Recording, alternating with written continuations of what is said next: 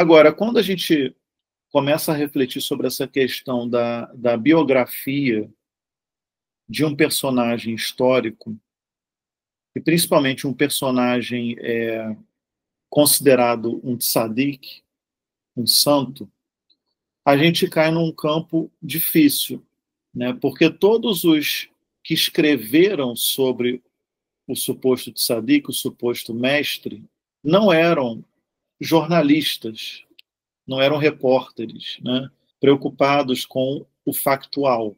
Eles não eram biógrafos, mas eles eram agiógrafos, né? Eles produziam agiografia e não biografia, né? A geografia vem de agios, que significa santo, e grafia, né, que significa escrita. Então, os agiógrafos são esses alunos, discípulos, que ficam em torno dessas grandes personalidades do mundo religioso, escrevendo, só que é uma escrita de total parcialidade. E essas obras, então, elas enfatizam milagres, elas enfatizam virtudes, feitos extraordinários, muitas vezes tem um tom devocional, um tom de veneração extrema, em vez de uma abordagem estritamente histórica. Então, quando a gente está nesse campo de conhecer a vida de um personagem considerado um santo, como foi o Narman de Bratslav, né, um tzadik, um iluminado, a gente acaba pisando em ovos nesse sentido, né, porque os escritores, esses agiógrafos, eles não estavam, melhor dizendo, preocupados em separar os fatos das lendas. E aí o Green, ele comenta também o seguinte: por mais que a geografia, começando no século XIX, né, ou seja, os agiógrafos dessa época, do início do século XIX, tenham tentado fazer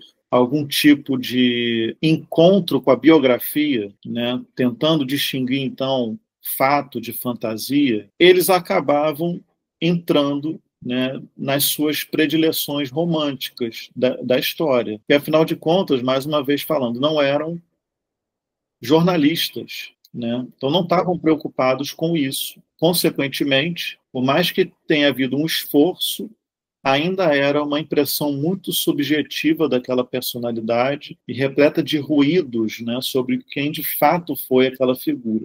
O biógrafo crítico, que é o que ele tenta ser aqui nessa obra, ele não busca destruir ou desmascarar aquele no qual ele está pesquisando, né? Mas ele busca apenas entender esse personagem. E a gente vai ver que o Narman de Bratslav, ele não é nem assim um dos piores nesse sentido, porque a diferença da linha Bratslav em relação ao racidismo clássico é que o racidismo Bratslav ele é mais real, né? Então o Narman de Bratslav, mesmo na tentativa de explicar com a névoa da geografia, tem muitos relatos falando dos problemas dele de fato, porque fazia parte da doutrina do racidismo Bratslav mostrar um tzadik humano e falível. Nas histórias do racidismo clássico é que esse campo ainda fica bem mais difícil. Você não encontra uma história do Baal Shem Tov, por exemplo, que não seja retratado como se fosse um super-homem, né? Que faz cura, que profetiza. Então, o Green ele nem tem tanto trabalho na análise do Narman, mas ainda assim carrega uma pequena névoa de aspectos de geografia.